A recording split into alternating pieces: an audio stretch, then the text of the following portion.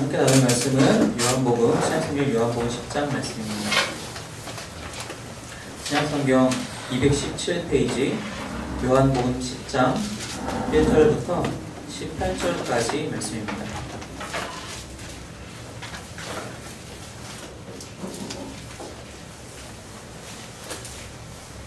요한복음 10장 1절부터 18절까지의 말씀, 저와 여러분이 한 절씩 번갈아가면서 읽도록 하겠습니다. 제가 먼저 1절 말씀을 읽겠습니다. 내가 진실로 진실로 너희에게 이르노니 문을 통하여 양의 우리에 들어가지 아니하고 다른 데로 넘어가는 자는 절도며 강도요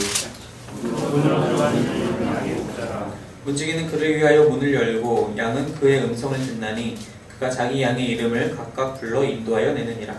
자기 양을 다 내놓으면 앞서가면 양들이 그의 음성을 알고 따라오되 타인의 음성은 알지 못하는 모로 타인을 따르지 아니하고 도리어 도망하느니라.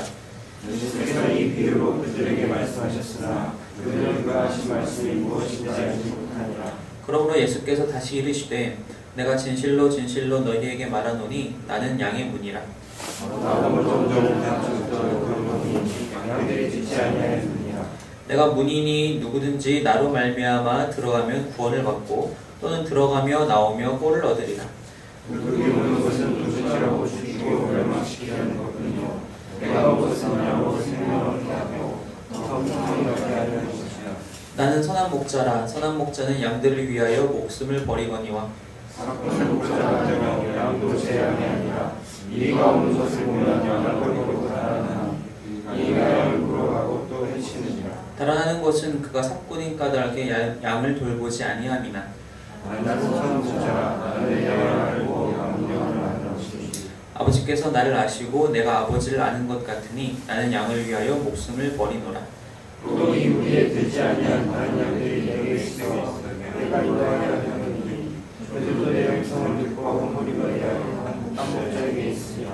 내가 내 목숨을 버리는 것은 그것을 내가 다시 얻기 위함이니 이로 말미암아 아버지께서 나를 사랑하시느니라. 이를 내게서 빼앗는 자가 있는 것이 아니라 내가 스스로 버리노라. 나는 버릴 번째도 있고 다시 얻을 번째도 있으니 이 계명은 내 아버지에게서 받았노라 하시니라. 아멘. 선한 목자에 대한 주제를 가지고 계속 같이 말씀을 나누고 있는데, 이제 복음서에서의 마지막 이야기입니다. 요한복음 10장이 바로 그렇게 선한 목자에 대한 이야기를 예수님께서 직접적으로 한 번 더 말씀을 하고 계세요. 지금까지 우리가 계속 살펴오면서 몇 가지 이제 공통되는 이야기들이 있었어요. 선한 목자가 등장을 하고 악한 목자도 등장을 했고요. 그 양들을 어떻게 인도하느냐가 바로 선한 목자인지 악한 목자인지를 구별할 수가 있었죠. 그리고 그 선한 목자가 잃은 양이 발생을 하고 그 잃은 양을 찾기 위해서 대가를 지불합니다. 그리고 그렇게 해서 그 잃은 양을 찾아왔을 때에 함께 기뻐하는 일들이 우리가 지금까지 봤던 본문들에서 계속적으로 있었고, 그것이 구약에서 그러한 일들이 준비가 되면서 선포가 되면서 실제로 신약으로 넘어와서 바로 그 선한 목자 하나님의 직접적인 역사 개입이 바로 예수님을 통해서 성취된다라는 것을 이제 계속해서 말씀을 나누고 있었는데, 이제 이 본문에서 예수님께서 직접 당신께서 내가 바로 선한 목자라고 직접적으로 말씀을 하세요. 요한복음을 보면은 요한복음에는 좀 그 특별한 그 구조들이 있는데, 그 중에 한 가지가 뭐냐면은 나는 무엇이다라고 얘기하는 표현들이 있어요. 총 7번이 나오는데, 이건 이제 에고이미 화법으로 이걸 얘기를 하는데, 그 중에 두 가지가 바로 오늘 본문에 있어요. 읽어보셔서 아시겠지만 나는 양의 문이라 라고 예수님께서 말씀하신 부분과 나는 선한 목자라 라고 말씀하시는 부분이죠. 선한 목자라고 이제 예수님께서는 이제 직접 자기가 당신이 바로 선한 목자다 직접적으로 이제 언급을 하시는 부분이 바로 오늘 우리가 읽었던 그 구절입니다. 한번 1절부터 차근차근 한번 볼 텐데, 중동 지역에서의 목자들이 양을 치는 모습을 사실 우리 중에 어느 누구도 실제로 눈으로 보지를 못했기 때문에 자료들로만 우리가 이제 그것을 경험할 수 있잖아요.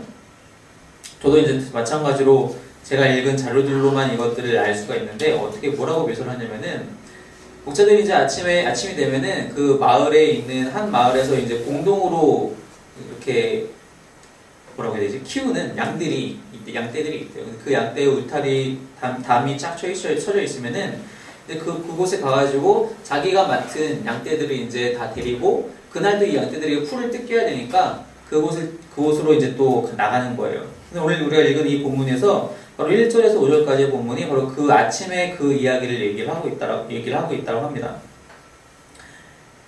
1절 말씀에 보니까 예수님께서 이렇게 말씀하시죠. 너희에게 이르노니 문을 통하여 양이 우리에 들어가지 아니하고 다른 데로 넘어가는 자는 절도며 강도요. 문으로 들어가는 이는 양의 목자라.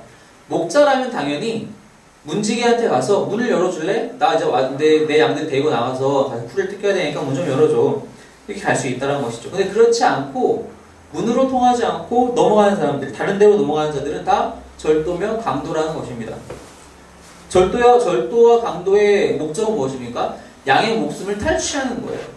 양을 어떻게든 빼앗아와서 자기의 실리를 취하고자 하는 게 절도며 강도예요. 결국에 그 액션의 끝에는 양의 목숨은 사라지게 되어 있는 거죠.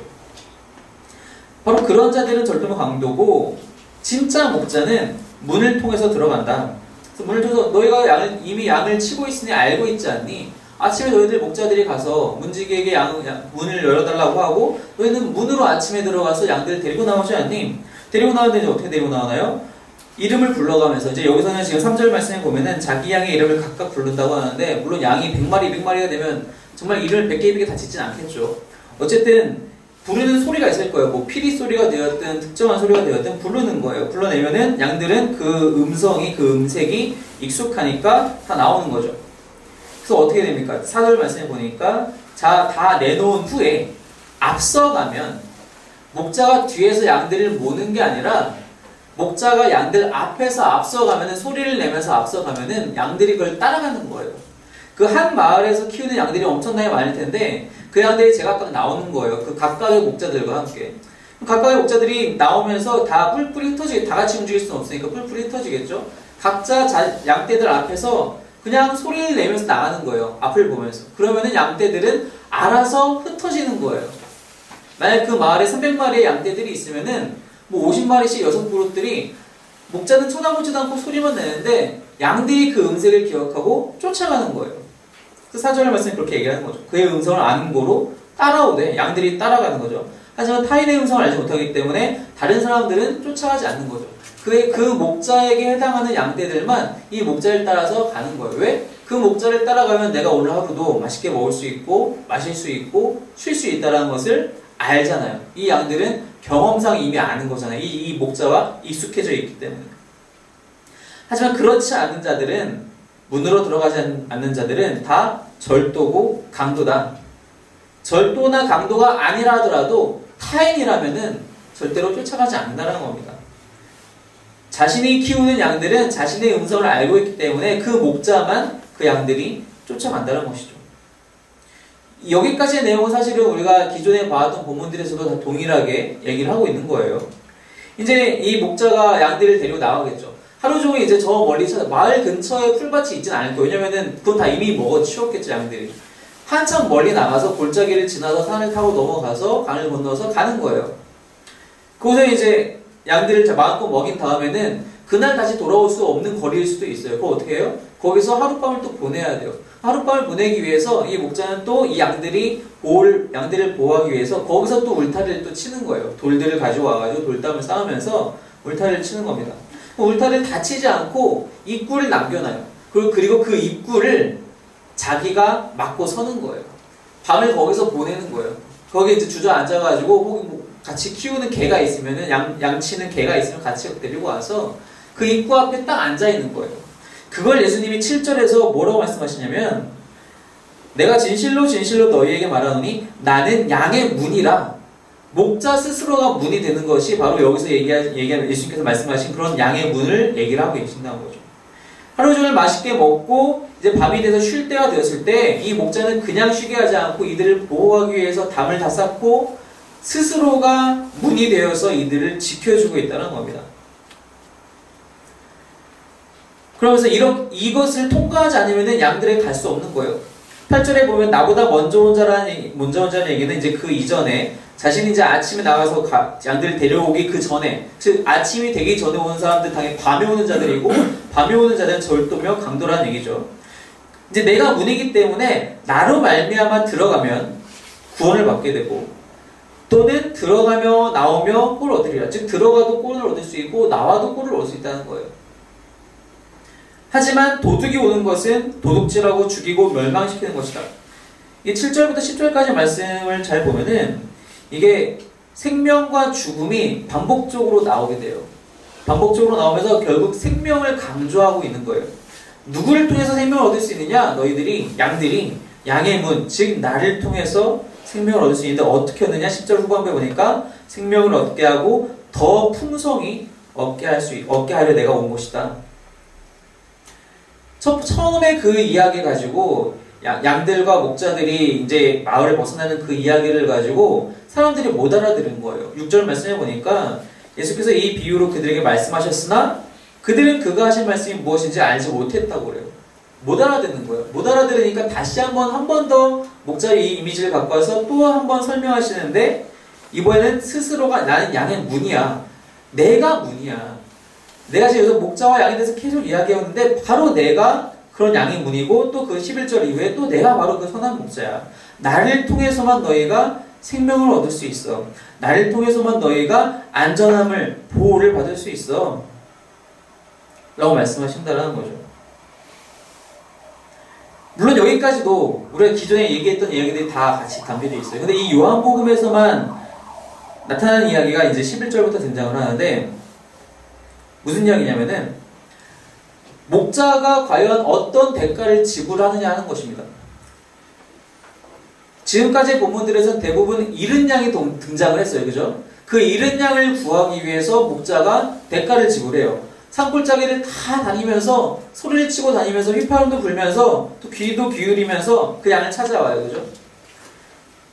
근데 그게 어느 정도의 대가 지불인지 정확하게 우리가 알 수 없는데 이 요한복음에서는 정확하게 그 대가가 무엇이라고 얘기를 하는데 바로 그것이 목숨이라고 얘기를 합니다. 선한 목자의 목숨이 바로 그 대가이다. 11절에 나는 선한 목자라 선한 목자는 양들을 위하여 목숨을 버리거니와.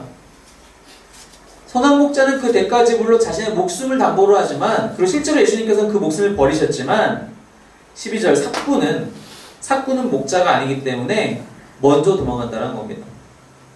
이리가 다가오면은 이리가 와서 양을 물려고 하거나 해치려고 하면은 그 13절에 그가 삭군인 까닭에 양을 돌보지 아니하고 먼저 달아난다는 거예요. 그는 대가를 지불하지 않는 거죠. 하지만 다시 한번 예수님이 반복하시죠. 14절에 하지만 나는 선한 목자라 나는 내 양을 알고 양도 나를 아는 것이 아버지께서 나를 아시고 내가 아버지를 아는 것 같으니 나는 양을 위하여 목숨을 버리노라. 대가를 지불한다. 난 내 목숨으로 대가를 지불해서 내 양을 구해낸다. 이를 통해서 나와 내 양 사이의 관계가 형성이 되는데 그 관계는 마치 아버지께서 나를 아시고 내가 아버지를 아는 것 같은 나와 아버지 사이의 관계 형성과 같은 그런 똑같은 관계가 이 대가 지불을 통해서 나와 내 양 사이의 관계 형성으로 발전한다라고 말씀하고 계시다는 겁니다. 왜 이렇게 하십니까? 왜 예수님은 이렇게 하시죠? 굳이 이렇게 해야 될 필요가 있나요? 목자라고 해서 자기 목숨이 안 아까울까요? 삭군만 자기 목숨이 아깝고 목자도 사람인데 그러니까 비유 안에서만 생각을 한다면 그 동기는 사랑에 있다는 거예요. 너무나도 사랑하기 때문에 그 목숨을 버리는 것을 아까워하지 않는다는 그 목숨을 바쳐서라도 지키려고 한다는 겁니다. 선한 목자에서 이 선하다, 이 선한이라는 이 단어가 이 단어의 사전적인 이 원어 안에서의 사전적인 의미는 무엇이냐면은 도덕적으로 올바른이라는 뜻도 되고요. 또 그것이 이제 축복받은이라는 뜻도 되고요. 뭐 다양한 단어들이 있어요. 근데 결과적으로 그 안에는 사랑함으로 이 양들을 사랑함으로 치고 있다는 거예요. 삭군이 바라는 건 뭐죠? 삭군이로 부르는 것 자체가 무엇입니까? 삭식 목적이라는 거예요. 내가 그날 하루 일당의 목적이라는 겁니다. 이 삭군에게는 양에 대한 애정이 전혀 없어요. 양에 대한 관계 형성도 없어요. 양의 이름을 알지도 못해요. 삭군은 그날 하루 일과 다 마치고 돌아가서 이 양떼의 원래 주인에게서 돈 받으면 끝인 거예요. 자기 목숨과 그 일당 하루에 우리가 이제 이 당시에 일당이 얼마인지 알고 있잖아요. 1데나리온 뭐 이렇게 얘기하잖아요. 그 한 대당 데나리온 받기 위해서 자기 목숨을 버리겠어요? 그렇지 않다는 얘기죠. 하지만 선한 목자는 자신의 양을 사랑하기 때문에 목숨도 아까워하지 않고 이리와 맞붙는다라는 거예요. 근데 여기 보시면 이 목자가 어떻게 이리와 결투하는지에 대해서 얘기하고 있잖아요. 그죠? 그냥 그 이리가 찾아오면 습격하면은 막아선다라는 거예요. 그것이 내 목숨을 잃게 한다 할지라도 막아선다라는 거예요. 무슨 뜻이냐? 어떻게 그 이리를 막아내고 어떻게 죽어가는지가 중요한 게 아니라 그렇게 한다라는 게 중요하다는 거예요. 예전에 그 패션 오브 크라이스트 영화 기억하시나요? 영화 자체로서는 문제가 없다라고 저도 봐요. 저도 재밌게 봤고 인상 깊게 봤고 의미들을 찾게 되었으니까. 그런데 그것을 우리가 잘못된 방향으로 그 영화를 보게 되면은 너무 고통스러운 모습만 자극하는 것은 전혀 우리 신앙에 도움이 되지 않는다는 겁니다. 어떻게 예수님이 채찍을 몇 대 맞았고 그 채찍이 어떻게 생겼고 못은 어떻게 생겼는지 망치는 어떻게 생겼는지는 전혀 우리 신앙과 관계가 없다는 거예요. 그게 중요한 게 아니라 예수님이 십자가에서 죽으신 그 사건이 중요한 거예요. 왜 죽으셨느냐? 우리를 사랑하시기 때문에 죽으셨다는 겁니다. 그게 중요하다는 겁니다. 그래서 여기서도 예수님도 목자가 그 이리를 어떻게 막아서는지에 대해서 전혀 말씀하고 계시지 않으세요. 그렇게 하는 이유가 선한 목자이기 때문에 그렇게 한다라고 말씀하고 계시다는 거죠. 목자가 마치 목숨을 버렸기 때문에 이제 죽은 것 같아요. 그런데 죽지 않아요. 그게 바로 16절부터 18절까지 내용이 나오죠. 특별히 17절, 18절에 내가 내 목숨을 버리는 것은 그것을 내가 다시 얻기 위함이니, 즉 십자가 사건도 얘기하지만 동시에 부활의 사건도 동시에 같이 먼저 얘기하고 계시죠. 이로 말미암아 아버지께서 나를 사랑하시느니라. 이를 내게서 빼앗는 자가 있는 것이 아니라 내가 누구에게서 내 생명을 강탈당하는 것이 아니라 내가 스스로 버리노라. 왜? 양들을 사랑하시기 때문에 스스로 버리세요. 이 스스로 버리는 이유는 스스로 버릴 권세도 있고 다시 얻을 권세도 있기 때문이다. 그에 대한 전권은 내가 이미 아버지에게서부터 받았다 라고 예수님이 말씀하고 계시다는 겁니다. 목숨을 버림으로써 이 비유 안에서만 15절까지의 비유에서만 딱 보면 그 비유 안의 상황만 생각하면은 사실 목자가 죽으면 양떼가 살아남을 수 있나요? 아니죠. 이리들은 포식하는 거죠. 이리들이 목자를 죽이는데. 그런데 그 비유를 넘어서서 실제 예수님의 선한 목자로서의 예수님은 죽어도 죽지 않는다는 거예요. 목숨을 이미 버리고 그것으로 대가를 지불하였으나 그것으로 끝난 것이 아니라 마치 사망의 권세가 죄의 권세가 승리한 것처럼 보이지만 그렇지 않다는 겁니다. 왜? 예수님은 다시 살아나셨기 때문에, 부활하시기 때문에, 그것을 아버지 하나님께서 그것을 허락하셨기 때문에 그 죄와 사망의 권세를 깨뜨리신다는 거예요. 그 놀라운 반전이 27, 18절에 들어와 있는 거죠. 근데 그러한 이유들이 있어요. 왜 목자가 이들을 위해서 양들을 위해서 목숨도 버리고 또한 부활하심으로 그 죄와 사망의 권세를 이겨내시는지, 다 깨뜨리시는지 그 목적이 바로 16절에 등장을 합니다. 이 16절 이야기도 사실은 그 이전의 선한 목자 이미지에서는 나오지 않았던 얘기 중에 하나죠. 16절 말씀 한번 다시 읽어볼게요. 시작. 또 이 우리에 들지 아니한 다른 양들이 내게 있어 내가 인도하여야 할 터이니 그들도 내 음성을 듣고 한 무리가 되어 한 목자에게 있으리라. 지금까지 목자는 자기 양떼만 잘 치면 되는 줄 알았어요. 그런데 여기서 보니까 예수님이 이 우리에 들지 아니한 다른 양들이 또 있대요. 이 목자가 자기 우리 안에 있는 양들만 치면 될 줄 알았는데 다른 우리에 있는 양들도 인도해야 된다는 겁니다. 예수님이 십자가를 지시고 거기서 목숨을 버리심으로 죽으심으로 우리의 죄를 사하시고 또 부활하심으로 하나님의 아들이시라는 것을 증거하시고 그 새 생명을 우리 가운데 허락하신 그 모든 일들이 단지 지금 현재 예수님이 우리 안에 있는 양들을 위해서만 하는 것이 아니라 다른 우리에 있지만 즉 예수님께서 결국 인도해야 할 그 양들을 위해서도 동일하게 그 사건들이 이루어졌다는 거예요. 그 사건의 영향은 그 양들에게도 영향을 미친다는 것이죠. 이 우리에 속하지 않은 양떼에게 복음 전도와 그 복음 선포가 필요하다는 것입니다. 그건 누가 합니까? 그 이야기를 전해받은 바로 우리가 해야 된다는 것이죠. 어떻게 해요? 그들을 데려와야 돼요. 그들을 데려오면은 예수님이 그들을 인도하시는 거예요. 근데 그들이 어떻게 되냐면 그 음성을 듣고 데려오게 되면은 예수님이 그들을 인도하시게 되죠. 그래서 그 목표가 어디 있습니까? 어디까지 가야 돼요? 그들이 이제 다른 무리에 있어도 한 무리가 되는 거예요. 한 양떼가 되는 거예요. 지금까지 이미지에서는 그런 이야기들이 정확하게 나타나 있지 않았었는데, 이 요한복음에서 예수님께서 직접적으로 자신이 선한 목자라고 말씀하시면서 얘기하시는 것이, 내가 어떤 대가를 지불하느냐, 그 대가를 지불함으로써 또 어떤 것을 목표로 하고 있느냐, 나는 나의 생명을 너희들에게 줄 것이고 너희들의 죄사함을 위하여 줄 것이고, 이것은 단지 내 눈앞에 보이는 너희들만 얘기하는 것이 아니라 지금은 비록 다른 우리 안에 있을지라도, 즉 여기서 말하는 것은 이방인을 얘기하는 것이겠죠.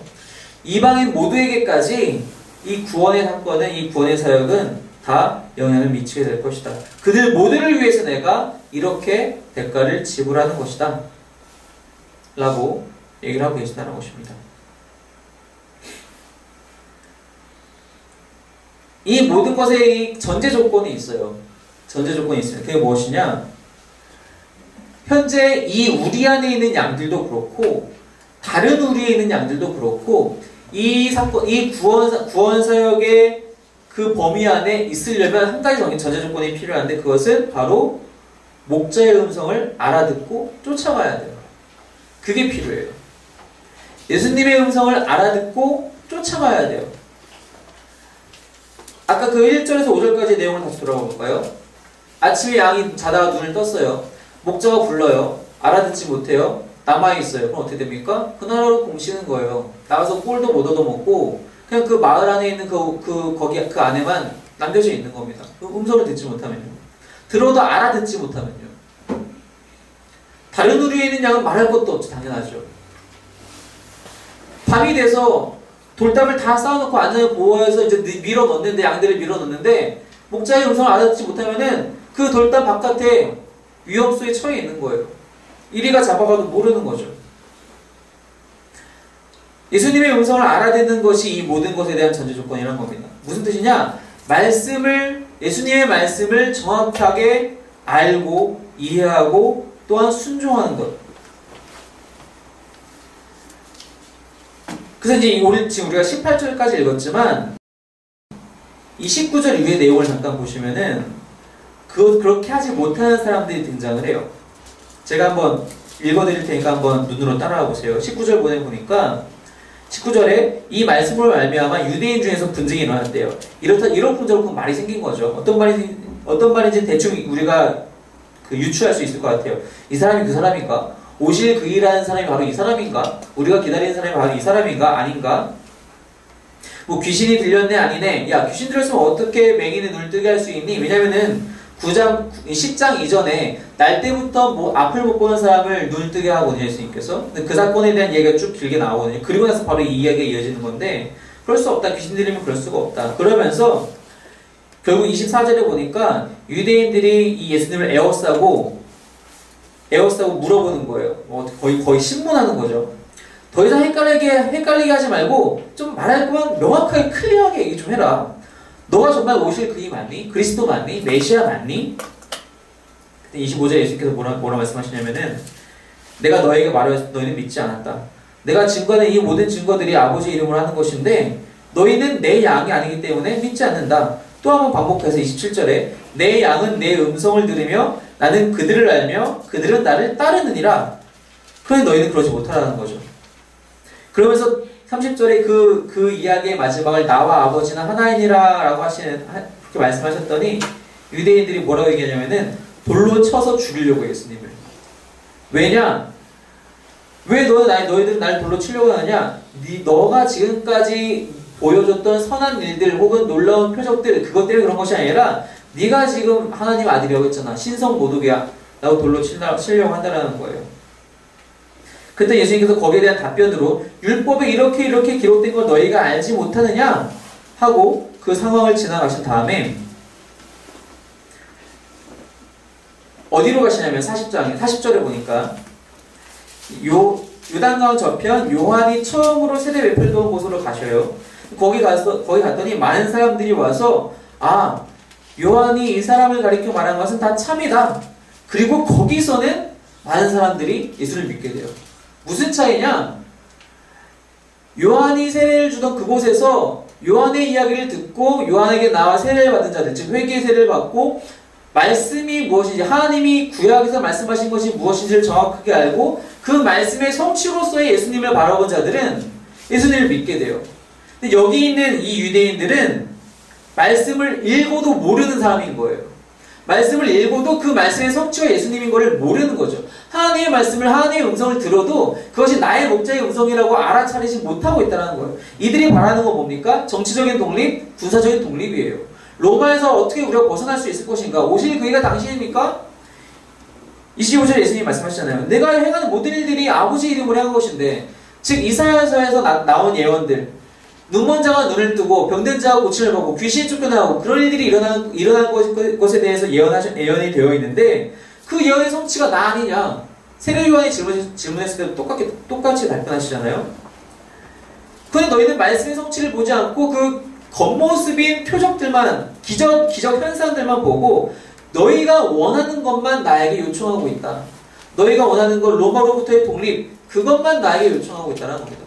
하나님의 말씀에 대해서는 전혀 신경 쓰지 않고 눈으로만 읽고 받아들이지 않고 자신들이 원하는 것을 투영하고 있다는 거예요. 예수님한테. 그래서 예수님은 그들에게 너희가 내 양이 아니므로 믿지 않고 있는 것이다. 하지만 예수님을 말씀의 성취를 하고 제대로 이해하고 믿었던 사람들에게서는 예수님을 보자마자 믿을 수밖에 없는 당연한 수순이 나타나게 되는 것이죠. 42절에서의 내용과 같이. 결국 선한 목자와 나와 양과의 관계, 나와 예수님의 관계가 이렇게 되기 위해서는 이미 예수님께서는 하실 일들을 다 하셨어요. 그 관계 형성을 위해서 예수님 측에서 하실 일들은 이미 다 하셨어요. 이미 생명 대가 지불하셨어요. 십자가에서 돌아가셨어요. 이미 부활하셨어요. 이미 우리에게 모든 것을 다 가르쳐 주셨어요. 우리가 해야 될 일은 그 음성을 알아듣는 거예요. 말씀을 정확하게 아는 거예요. 말씀을 정확하게 읽고 알고 순종하는 거예요. 유대인들은 당시에 여기서 지금 이렇게 애워싸고 협박하는 이 유대인들은 그렇지 못했던 거예요. 그냥 말씀 읽고 그 말씀은 그 말씀이고 나는 당장 독립을 해야겠으니 우리를 독립시킬 거면 빨리빨리 그리스도로 봉기하고 아니면 저기 꺼져라. 다시 니네 동네로 돌아가라. 나사렛으로 돌아가라. 어떤 관계가 정말 정말 건강하고 그리고 구원의 관계에 있는 것입니까? 바로 말씀을 쫓는 것, 말씀을 정확하게 아는 것, 예수님의 음성을, 하나님의 음성을 구별할 줄 아는 것. 어제도 잠깐 그런 얘기가 이제 있었는데 사실 말씀의 홍수의 시대에 살고 있어요. 요 며칠 동안은 또 페이스북에서 한 가지 이슈가 된 것이 설교는 하나님의 말씀이 아닙니다 라는 주제가 이슈가 됐어요. 그래서 그 얘기가 막 설왕설래 하고 있는데 한편으로 맞고 한편으로는 또 틀리기도 하죠. 한편으로 맞다라는 것은 아무리 설교자라 할지라도 이곳에 올라와서 설교를 할 때 자신의 이야기를 하고 잘못된 이야기를 하면 그건 하나님의 말씀이 될 수 없죠. 하지만 하나님께 온전히 의지해서 하나님이 주시는 대로 전한다면 그것은 하나님의 말씀이 될 수 있죠. 맞기도 틀리거나 말이죠. 물론 그것을 지적하는 그 이유가 무엇인지는 충분히 알 수 있어요. 지금 한국 교회가 그만큼 문제에 부딪혀 있다는 뜻이기도 하다는 거죠. 그런 세대를 우리가 살아가면서 말씀의 분별을 어떻게 할 거냐? 좋은 설교를 찾아 듣는 것 필요하기도 해요. 하지만 그것만이 정답은 아니에요. 내가 직접 이 성경 말씀을 붙들지 않으면은 내가 이 말씀을 정말로 붙들고 이 말씀에 매달려서 살아보려고 하지 않으면 내가 이 말씀을 붙들고 내가 묵상하고 내 스스로 연구하고 하지 않으면 그리고 한 공동체 안에서 그것을 해나가지 않으면 소용이 없다라는 거예요. 우리가 공동체로 이렇게 모이는 이유는 나 혼자 잘못된 해석을 막기 위한 이유도 있어요. 나 혼자 읽고 잘못되게 해석하면은 그건 정말 아무도 모르는 거잖아요. 내가 잘못하지 않았는지. 그래서 전문적으로 훈련을 받은 설교자들이 설교를 말씀을 같이 나누고 해석하고 또 같이 공유하게 되는 거죠. 말씀을 정확하게 아는 것이 너무나도 중요하다는 것입니다. 그래서 하나님의 말씀을 분별해야지만이 양은 그 목자를 따라 쫓아갈 수 있고 우리가 예수님을 쫓아갈 수 있다는 거예요. 그렇게 됐을 때에 예수님의 그 대가지불과 그 다시 살아나실 것에 대한 그 모든 구원 사역의 영향력이 나에게도 미쳐질 수 있다는 것입니다. 늘 그 관계 안에서 예수님과 함께 그 관계 안에 있으시길 바랍니다. 선한 목자와의 양과의 관계. 선한 목자는 이미 양들을 너무나 사랑해요. 필요한 것은 양들이 그 음성을 구별할 수만 있으면 돼요. 이미 예수님과 하나님은 우리를 너무나도 사랑하십니다. 우리가 그 음성 구별할 수 있으면 돼요. 그 음성 구별하는 건 어렵죠. 설교자로서 여기서 제가 추상적으로밖에 말씀 못 드린다는 것이 너무나도 한스럽기도 해요. 한탄스럽기도 해요. 어려워요.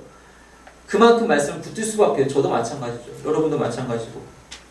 말씀을 붙들 수밖에 없다고 합니다. 말씀을 붙들므로써 그 음성을 구별할 수 있는 저와 여러분이 되시기를 주님의 이름으로 축원합니다. 기도하겠습니다.